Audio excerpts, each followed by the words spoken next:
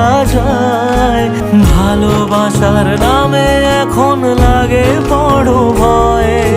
বলেছিলি সময় ছেড়ে বাঁচতে পারবি না, আজ কি ভুলেও সেই কথা তোর মনে পড়ে না?